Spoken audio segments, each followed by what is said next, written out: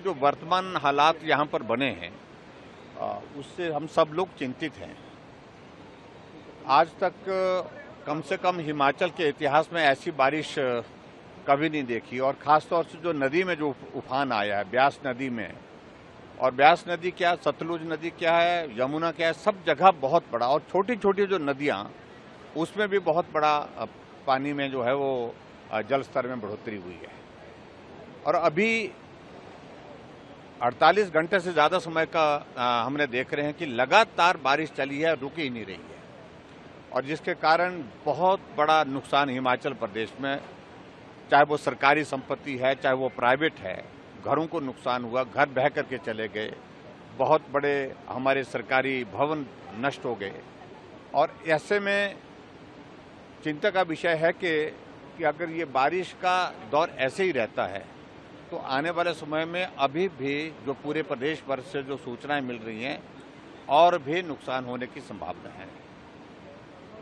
14 लोगों की जान की खबर अभी तक मिली है कि जिनकी दुखद मृत्यु हुई है इस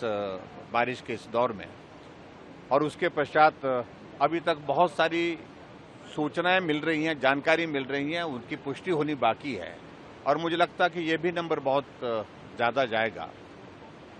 मैंने पिछले कल मुख्यमंत्री जी से भी बात की है,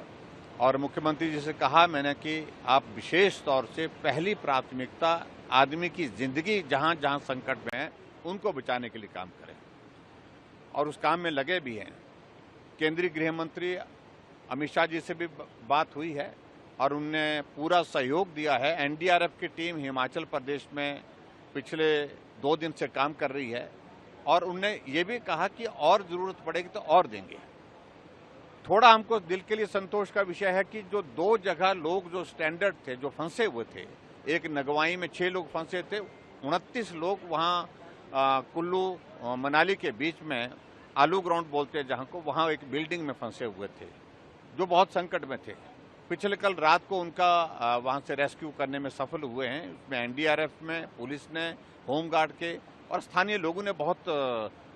उसमें मेहनत के साथ काम को अंजाम दिया है। वो एनडीआरएफ की टीम को मैं बहुत बहुत साधुवाद देता हूं, उनका धन्यवाद करता हूं कि उनके सहयोग से बहुत राहत मिली है हिमाचल प्रदेश में।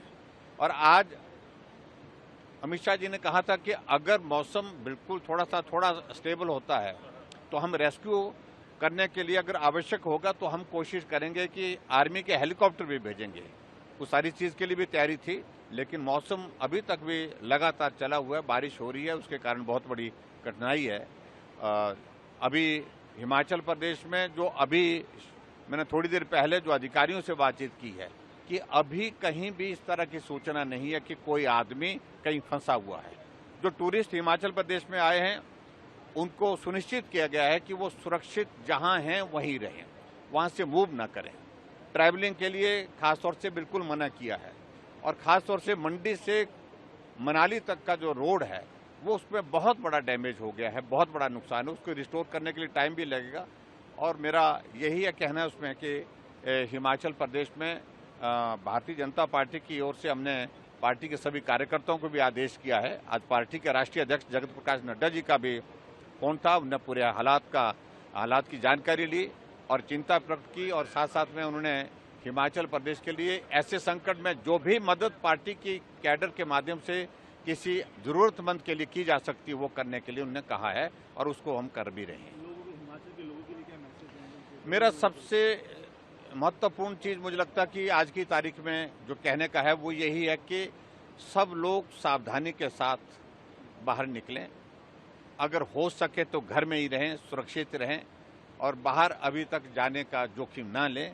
और खासतौर से जो पर्यटक हैं, टूरिस्ट हैं, जो बाहर से किसी कामकाज के सिलसिले में हिमाचल प्रदेश में अगर आए हैं, उनसे भी मेरा इसी बात के लिए आग्रह है कि सुरक्षित घर में जहां आप इस वक्त हैं वहां सुरक्षित होकर के रहें, यही मेरा आग्रह है। Thank you. तो मेजर डैमेजेस के बारे में अभी तक आकलन होना बाकी है, लेकिन मेजर डैमेजेस में बड़ी संख्या में 1 डजन से ज़्यादा बड़े पुल, और ख़ास तौर से मंडी में हम यहाँ जहाँ खड़े हैं, हमारे सामने यहाँ पर पुल होता था, वो पुल चला गया।